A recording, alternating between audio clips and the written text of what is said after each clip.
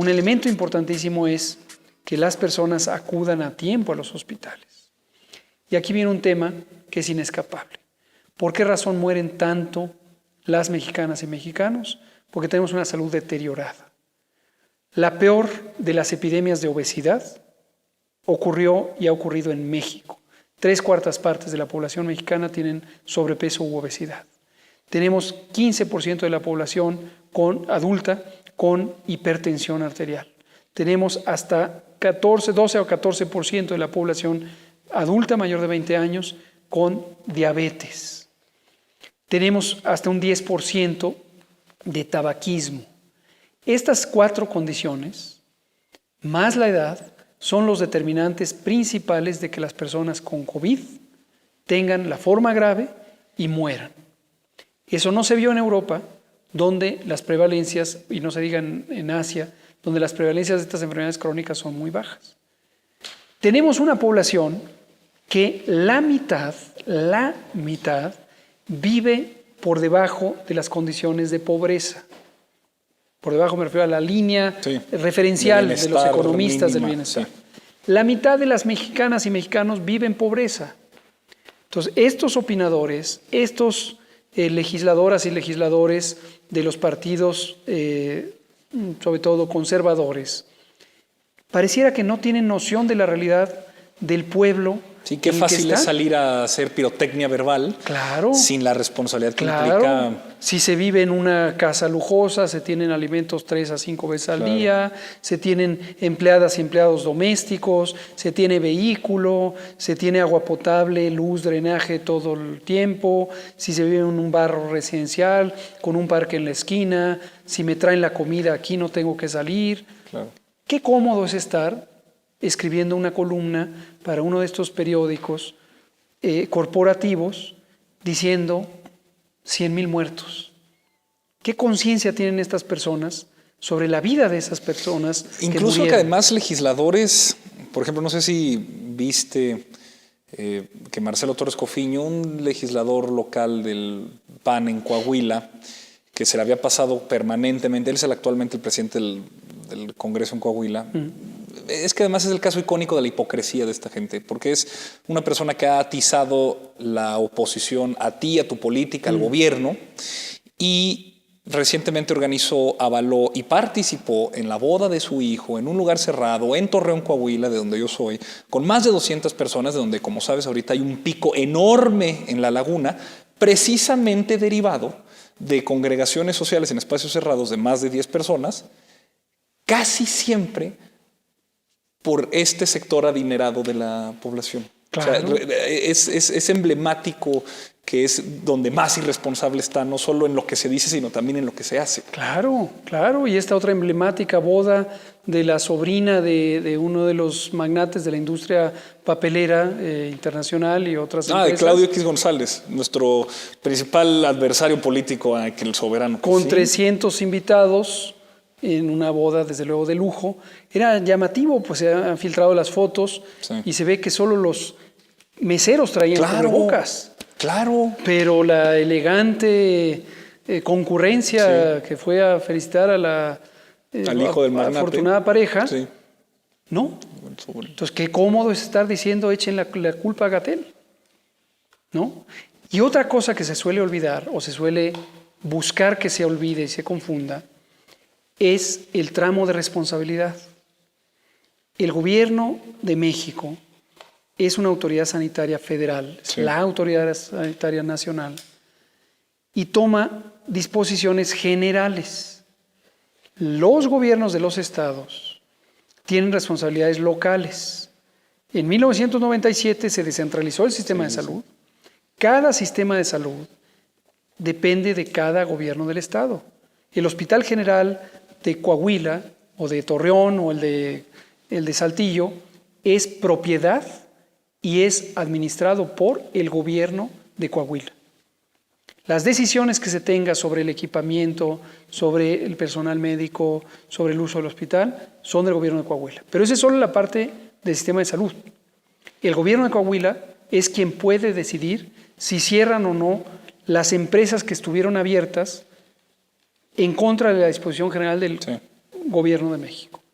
Entonces, cuando vienen estos rebrotes, podemos documentar que se abrieron bares, que se abrieron fiestas públicas, que no se cerraron espacios de congregación, que se fomentó incluso otras medidas que fueron distractores por parte de los gobiernos locales.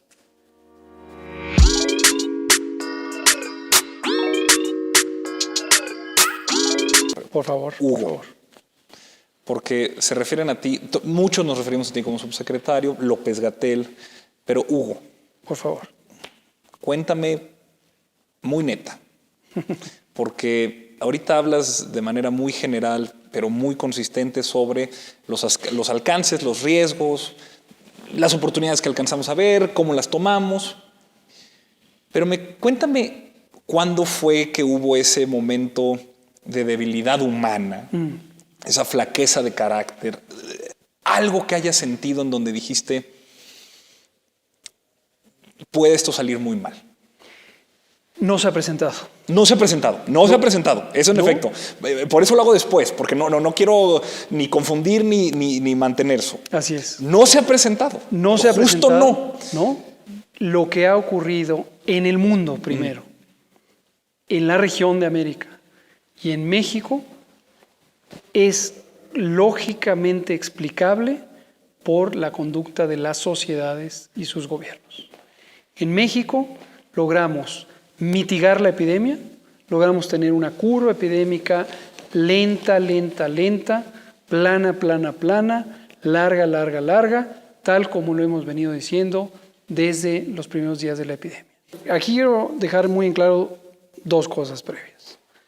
La muerte de personas, así sea una, invariablemente debemos condolernos por ella, debemos asumir, debemos sentir el drama que significa, así sea una persona.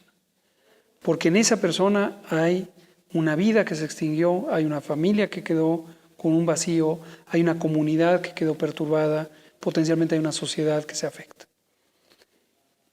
Las personas adversarias de este gobierno han querido lucrar políticamente del drama de personas que son socialmente tan distantes de ellas y ellos, que me parece una profunda falta de respeto, que se concentren en sumar estas lamentables defunciones para ir creando un efecto de volumen en un mensaje de escándalo. Para mí, para nuestro equipo, para el gobierno de México, cada una de las muertes tiene un significado en sí mismo.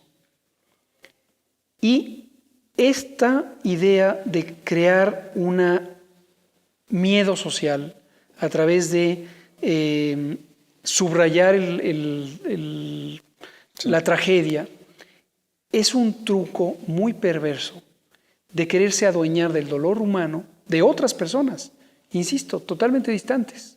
¿Qué sabe estos empresarios especuladores y el de la boda, factureros, el de la boda, sobre un campesino que perdió la vida junto con dos de sus hermanos, su hijo, y dejó abandonada a una familia? Entonces, ¿tú preveías esto?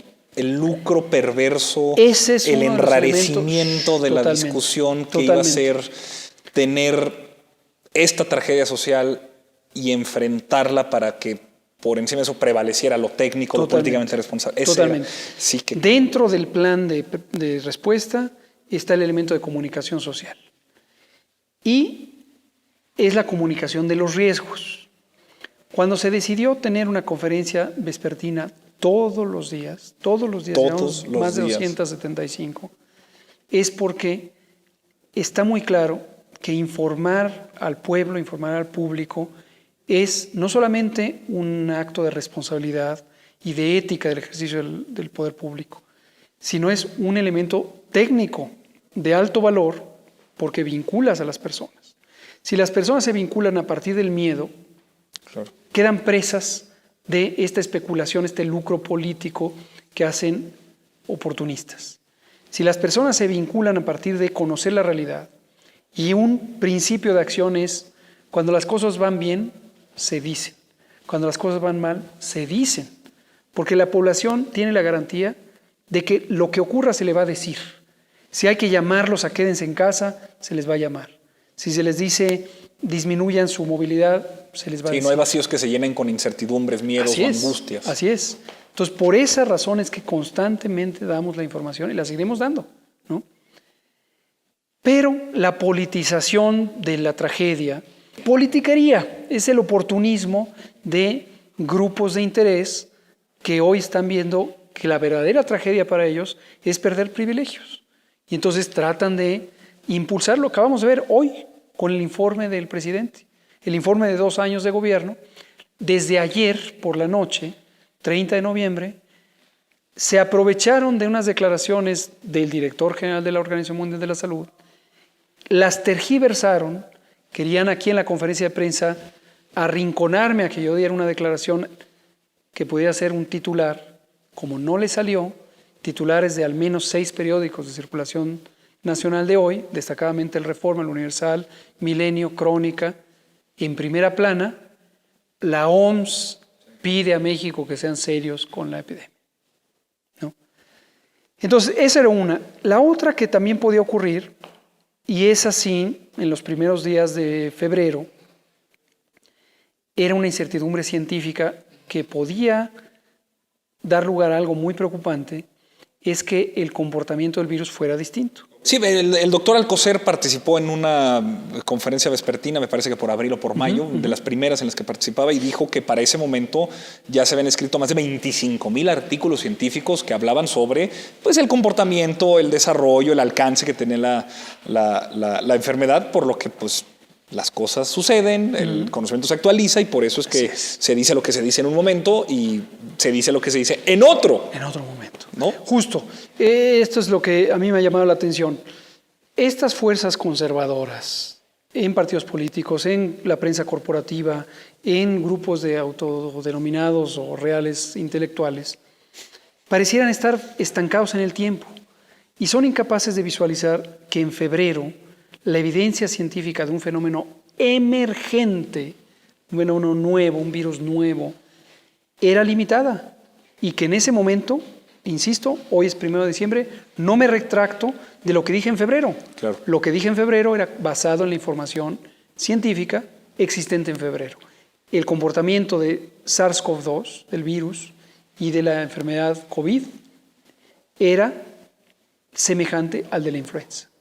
Posteriormente, cuando la epidemia se movió de China a Estados Unidos, a Italia, a España y a muchos países de Europa, se verificó que en otras poblaciones tenía otros comportamientos, mayor virulencia y también una transmisibilidad más amplia.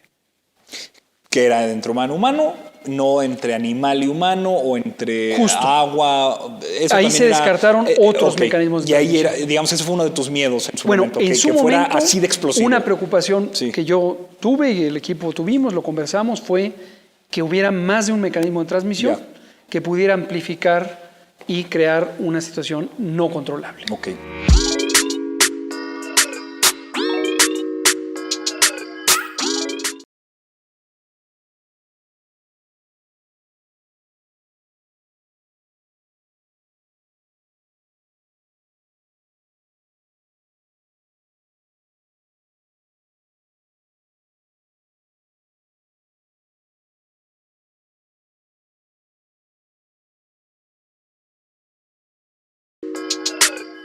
Subsecretario Hugo López-Gatell, ¿cómo le va a hacer el gobierno de México para evitar la captura de prácticas neoliberales en la compra, distribución y aplicación de la vacuna una vez que ésta llegue a México y esté disponible para la gestión de las instituciones públicas? ¿Cómo nos preparamos? ¿Qué va a pasar? ¿Cómo no? Las vacunas son un bien público.